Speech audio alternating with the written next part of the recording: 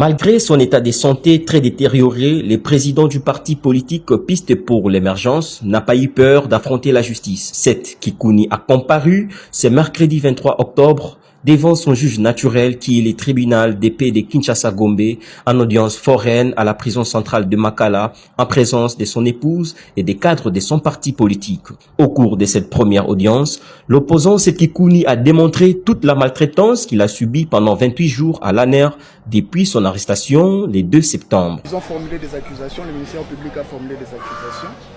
Je voulais un peu clarifier les choses sans entrer trop dans le fond et parler du contexte de mon arrestation, parce que j'ai été arrêté quand même le 2 septembre et j'ai été brutalisé, séquestré comme un terroriste dans les cachots de l'ANER, qui, à travers son AG, reste un OPJ à compétences restreintes. J'ai été privé de mes médicaments que j'étais supposé prendre. Séance tenante, le juge a constaté l'état de santé inquiétant du prévenu et a ordonné qu'on lui donne une chaise pour lui permettre de tenir. Pour éviter les pires, les avocats de Seth Kikouni ont introduit une demande de liberté provisoire étant donné que l'adresse et l'identité de leurs clients ne sont pas douteuses. La Constitution consacre le principe de la liberté. Ça veut dire que face à toute chose, face à tout justiciable, le principe c'est que la personne soit dotée de toutes les facultés pour qu'elle soit en même de se défendre et soit en même de présenter ses moyens de défense pour que la cause soit entendue et que les juges, par présomption, dans son intime conviction, disent le droit et le bon. C'est uniquement dans ce sens que la personne humaine est censée se présenter devant le juge. Mais il y a des conditions, conformément à la loi, qui participent bien sûr de cette écriture. Une personne dont l'identité est connue. Une personne dont l'adresse est connue. Une personne dont la profession est connue.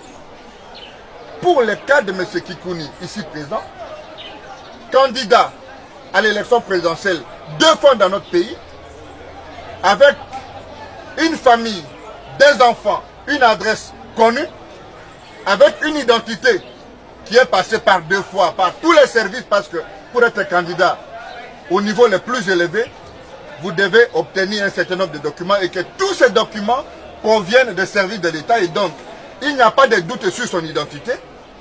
Mais c'est Seth Kikouni remplit l'ensemble des conditions pour être un citoyen qui ne peut pas se soustraire. Que part de là toutes ces considérations, M. Kikouni est un opérateur économique, chef d'entreprise. Par manque d'arguments, le ministère public a indiqué qu'en quittant la prison, les prévenus Seth Kikouni pourraient tenir encore des propos plus graves à Kinshasa. L'on se demande si le ministère public veut se substituer à Dieu pour connaître ce qui arrivera au futur. Monsieur le Président, face à ces éléments ou à la motivation de cette requête, nous disons d'emblée non, votre auguste tribunal ne pourra pas accéder à la demande. Pourquoi? Monsieur le Président, l'article 27 du Code de procédure pénale, je crois son alinéa 2, dit ceci. Je donne l'idée sans avoir donné réellement les termes de la loi. Toutes ces conditions peuvent être observées. Mais cette disposition dit que s'il y a des circonstances graves qui entourent les faits. Mais Monsieur le Président, le prévenu a tenté de frôler les fonds. Je crois que cet même exercice étant parti au procès avec les mêmes avantages que le prévenu, je peux aussi tenter de frôler les fonds. Le prévenu vous a dit à son identification qu'il est né à Kinshasa.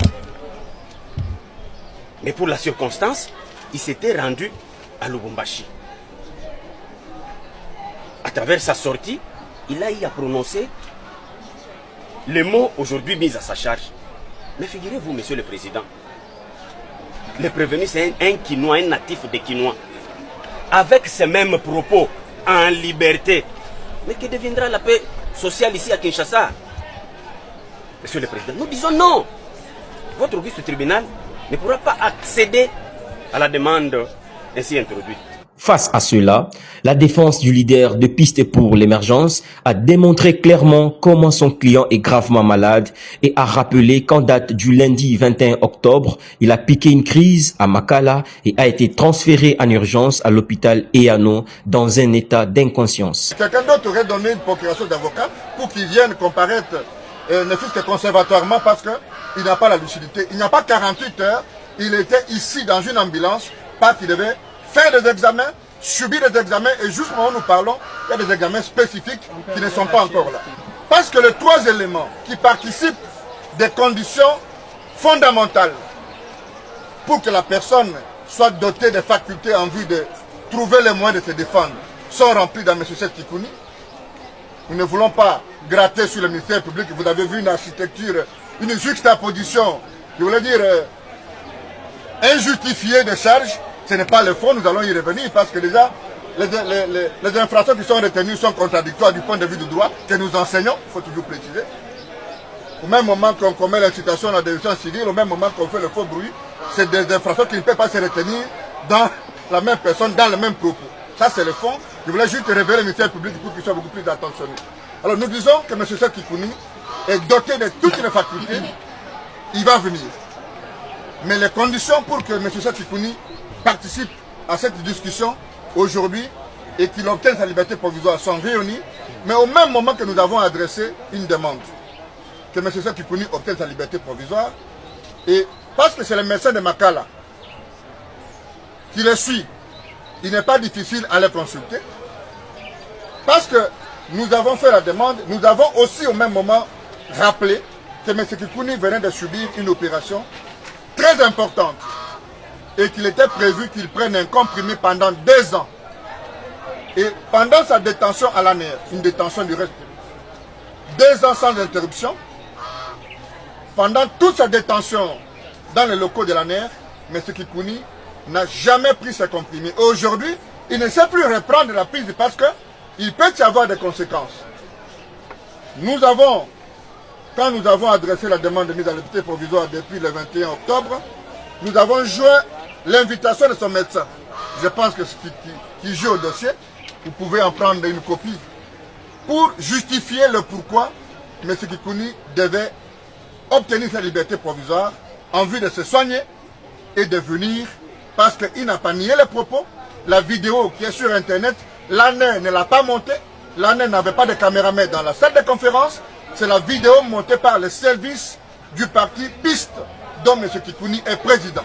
Et donc, il a toute la lucidité et il a la capacité de donner un contenu à chaque concept, un peu contrairement à ce cafouillage sémantique que nous avons suivi à gauche de la barre. Le tribunal a pris l'affaire en délibéré et va se prononcer sur la demande de liberté provisoire dans 24 heures. Quant à l'instruction, elle se poursuivra le mercredi 30 octobre 2023.